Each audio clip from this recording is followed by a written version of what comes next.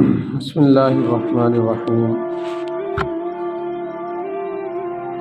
وعن ابی مالک الحارث بن عاصم الاشعری رضی اللہ تعالی عنہ قال قال رسول اللہ صلی اللہ علیہ وسلم الطہور شطر الایمان والحمد للہ تملأ المیزان وسبحان اللہ والحمد للہ تملأان أو قال تملأ ما بين السماوات والأرض والصلاة نور والصدقة برهان والصبر ضياء والقرآن حجة لك أو عليك كل الناس يغدو فبائع نفسه فمعتقها أو موبقها رواه مسلم أو كما قال رسول الله صلى الله عليه وسلم۔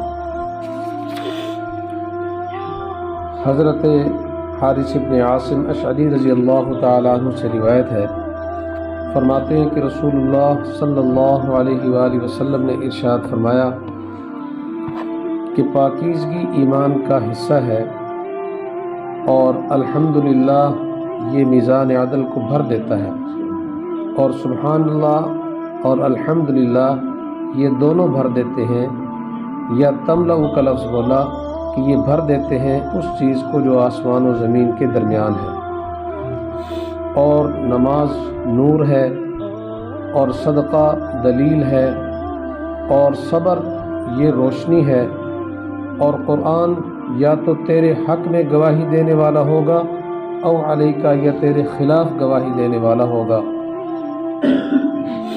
ہر انسان وہ اپنی ذات کو بیچنے والا ہے، پھر نیک عمل کر کے اس کو جہنم سے آزاد کرنے والا ہے، یا برے عمل کر کے اپنے نفس کو ہلاکت میں مبتلا کرنے والا ہے۔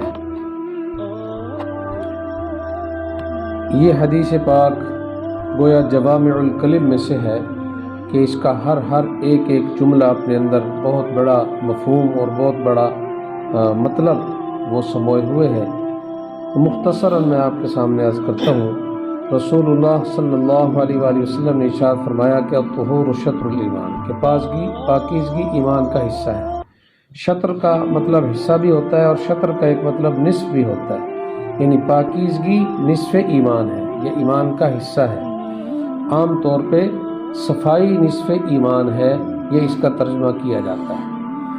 اب سوال یہ پیدا ہوتا ہے کہ صفائی تو نصف ایمان ہے، تو باقی نصف ایمان کیا ہے؟ اس حدیث کے اس جملے کو بھی آج آپ سمجھ لیں۔ اصل میں نجاست کی دو قسمیں ہیں، یعنی گندگی کی دو قسمیں ہیں، ایک حقیقی گندگی اور ایک حکمی گندگی۔ حقیقی گندگی جیسے ظاہری اجسام پر، ظاہری جسم پر کوئی گند وغیرہ، کوئی نجاست وغیرہ لگ جائے، اور حکمی گندگی جس کو باطنی گندگی کہا جاتا ہے، جیسا کہ حسد رکھنا، کینہ رکھنا، بغض رکھنا، چغلیاں کرنا، غیبت کرنا وغیرہ ظالم۔ تو حضرت صلی اللہ علیہ وآلہ وسلم نے یہ ارشاد فرمایا کہ نجاست حقیقی کو دور کرنا، چاہے وضو کر کے، چاہے غسل کر کے، یا ویسے ہی دھو کر اعضاء کو یا کپڑوں کو، یہ نصف ایمان ہے۔ یہ کیا ہے؟ نصف ایمان ہے۔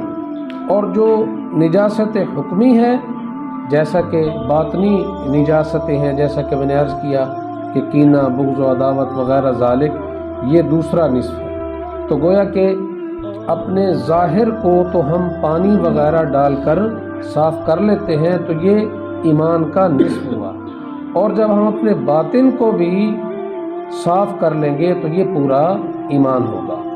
علماء کرام فرماتے ہیں کہ حضرت صلی اللہ علیہ وآلہ وسلم نے اس جملہ سے ہمیں یہ ترغیب دی ہے کہ جس طرح پانی ڈال کر اپنے ظاہری جسم کو پاک کر لیتے ہو، ایسے ہی نیک اعمال کر کے اپنی باطنی صفائی کرنا بھی ضروری ہے۔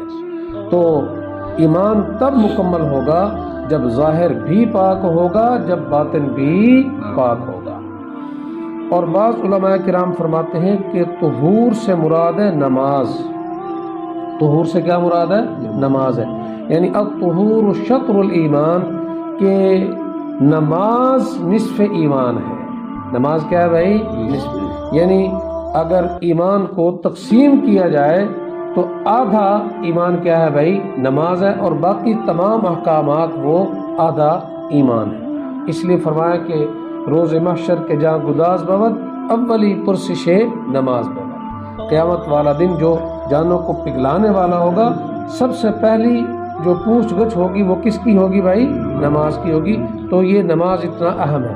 باقی یہ جز بول کر کل مراد لیا جاتا ہے، جیسے کہ قرآن پاک کے اندر بھی کئی جگہ رکوع بول کر پوری نماز مراد لے لی جاتی ہے، جیسے وَارْكَعُوا مَعَ الرَّاكِعِينَ، رکوع کرو رکوع کرنے والوں کے ساتھ، یعنی نماز پڑھو نماز پڑھنے والوں کے ساتھ۔ تو یہاں پہ بھی جو سبب ہے پاکیزگی کا یعنی وضو، اس کو بول کر پوری نماز مراد لی گئی ہے۔ اور آگے فرمایا کہ الحمدللہ اور سبحان اللہ یہ دونوں میزان عمل کو بھر دیتے ہیں۔ یا ایک روایت کے اندر یہ آیا کہ یہ ایسی اللہ تعالیٰ کی تسبیحات ہیں کہ جو کچھ آسمان و زمین کے اندر خلا ہے، اللہ رب العزت ایسا اجر و ثواب عطا فرماتے ہیں سبحان اللہ والحمدللہ کہنے سے کہ یہ خلا اس ثواب اور اجر کی وجہ سے بھر جاتا ہے، معمولی عمل نہیں ہے۔ اور فرمایا والصلاۃ نور، اور نماز یہ نور ہے، نماز یہ روشنی ہے۔ چنانچہ دنیا کے اندر جو شخص نمازی ہوتا ہے، اللہ رب العزت اس کی رہنمائی کرتے ہیں، گویا اس کو ایک نور عطا فرماتے ہیں۔ اس کو جو بھی کوئی معاملہ درپیش ہو تو اللہ رب العزت خزانہ غیب سے اس کو الہام فرما دیتے ہیں، اور اس کے لیے ایسی روشنی پیدا فرما دیتے ہیں کہ وہ اچھے فیصلے کر سکتا ہے۔ اور آخرت کے اندر یہ نماز پل صراط کے اوپر نور ہوگی، جب وہاں پہ سے گزرنا ہوگا تو یہ نماز وہاں پہ روشنی کرے گی کہ اس کی وجہ سے وہاں سے گزرنا کیا ہو جائے گا؟ آسان ہو جائے گا۔ تو نماز معمولی عمل نہیں ہے، اللہ جس کو محبت سے دیکھتے ہیں اسی کو اپنے گھر کے اندر آنے کی دعوت دیتے ہیں۔ اور آگے فرمایا والصدقۃ برہان، اور صدقہ یہ دلیل ہے، یعنی اللہ کے راستے کے اندر خرچ کرنا یہ دلیل ہے۔ یہ کس چیز کی دلیل ہے؟ بعض علماء کرام فرماتے ہیں کہ مومن کے مومن ہونے کی یہ دلیل ہے، یعنی مومن ہو اور صدقہ خیرات نہ کرے ایسا نہیں ہو سکتا۔ صدقہ خیرات کرنا یہ مومن ہونے کو لازم و ملزوم ہے۔ یا بعض علماء کرام فرماتے ہیں کہ صدقہ دلیل ہے، یعنی کسی بھی مومن کے مخلص ہونے کی دلیل ہے۔ پہلے تو یہ کہ خالصتاً مومن ہونے کی دلیل ہے، اور بعض علماء کرام فرماتے ہیں کہ نہیں، مومن تو ہے، تو جو صدقہ خیرات کرتا ہے وہ گویا اپنے ایمان میں مخلص بھی ہوتا ہے، یہ اس کی دلیل ہے۔ والصبر ضیاء، اور فرمایا کہ جو صبر ہے یہ روشنی ہے، کیونکہ صبر کرنے کی وجہ سے انسان کو استقامت ملتی ہے، اور ظاہر ہے جس چیز سے استقامت ملتی ہے وہ یقیناً روشنی کا باعث ہے۔ اور اسی جملہ کی وجہ سے اس حدیث کو باب الصبر کے اندر لے کر آئے ہیں۔ تو صبر کسی بھی حالت کے اندر ہو، صبر کسی بھی حالت کے اندر ہو، یہ کیا ہے؟ روشنی ہے۔ جیسے کہ آگے رمضان المبارک کے روزے آ رہے ہیں تو اس میں بھی صبر کرنا ہے، تو یہ انشاءاللہ استقامت دکھائیں گے تو ایک خاص قسم کی روشنی اللہ رب العزت عطا فرمائیں گے۔ اور فرمایا والقرآن حجۃ لک او علیک، کہ یہ جو قرآن ہے جس کو ہم نے پس پشت ڈالا ہوا ہے اور طاقوں کی زینت بنایا ہوا ہے، اور ہم نے یہ ذمہ داری لگائی ہوئی ہے کہ یہ مولویاں دا کام ہے، اے پڑھنا تے بھائی کاریاں دا کام ہے، طالب علماں دا کام ہے، مدرسے دے وچ رہن والے دا ایک کام ہے، امام صاحب کا یہ کام ہے۔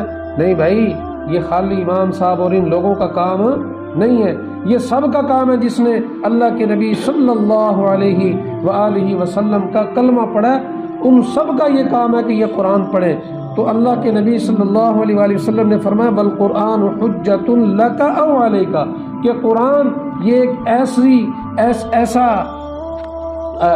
ایسی چیز ہے کہ یا تو یہ تیرے حق میں دلیل دے گا قیامت والے دن، اور حق میں دلیل اس وقت دے گا جب اس کے حقوق کو کیا کریں گے؟ ادا کریں گے۔ اور حقوق کیا ہیں؟ علماء کرام فرماتے ہیں کہ 5 بڑے بڑے حق ہیں، مختصر میں عرض کرتا ہوں کہ ایک تو قرآن پر ایمان لانا، یعنی جو کچھ بھی اللہ نے قرآن پاک میں بیان فرمایا ہے اس کو من وعن بغیر چون و چرا کے تسلیم کر لینا، قبول کر لینا، یہ قرآن کا سب سے پہلا حق ہے۔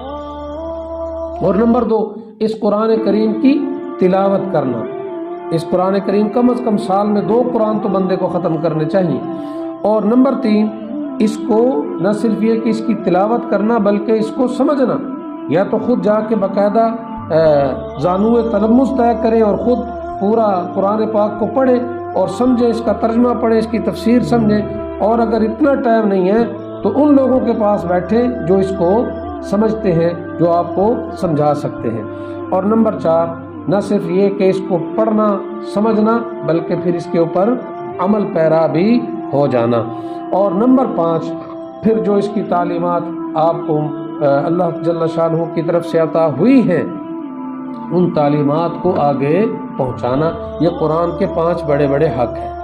اب ہم سب کے سب اپنا جائزہ لے لیں کہ ہم قرآن کا اگر حق ادا کرنے والے ہیں کسی بھی زمرے میں، تو اللہ کے نبی صلی اللہ علیہ وآلہ وسلم نے ارشاد فرمایا کہ والقرآن حجۃ لک، یہ قرآن تیرے لیے دلیل ہوگا، یعنی تیرے لیے گواہی دے گا کل انشاءاللہ، قبر کے اندر بھی حشر کے اندر بھی آپ کی موافقت کرے گا، آپ کو چھوڑے گا نہیں۔ اور اگر خدا نخواستہ نہ قرآن پڑھیا، نہ سمجھا، نہ دی تعلیمات نو قیام کیتا، نہ سمجھن والے دی کوئی قدر کیتی، کچھ بھی نہیں کیا، تو فرمایا علیکا، یہ پھر قرآن تیرے خلاف کیا ہوگا؟ گواہی دے گا، یعنی قبر میں بھی تیرے خلاف ہوگا اور حشر کے اندر بھی کیا ہوگا؟ تیرے خلاف ہوگا۔ اس لیے تو اللہ رب العزت نے فرمایا وقال الرسول یا رب ان قوم اتخذوا هذا القرآن مہجورا، کہ رسول یہ قیامت والے دن شکوہ کریں گے، یا رب ان قوم اتخذوا هذا القرآن مہجورا، کہ اے میرے پروردگار میری اس قوم نے اس قرآن کو پس پشت ڈالا ہوا تھا۔ تو اپنا ہم سارے جائزہ لے لیں۔ آخر میں فرمایا کہ ہر انسان اس کے دائرہ اختیار کے اندر ہے، وہ یا تو نیک عمل کر کے اپنے آپ کو جہنم کی آگ سے آزاد کرا سکتا ہے، یا اپنے آپ کو ہلاکت کے اندر مبتلا کر سکتا ہے۔ اللہ جل شانہ ہمیں دین کی صحیح فہم عطا فرمائے، عمل کی توفیق۔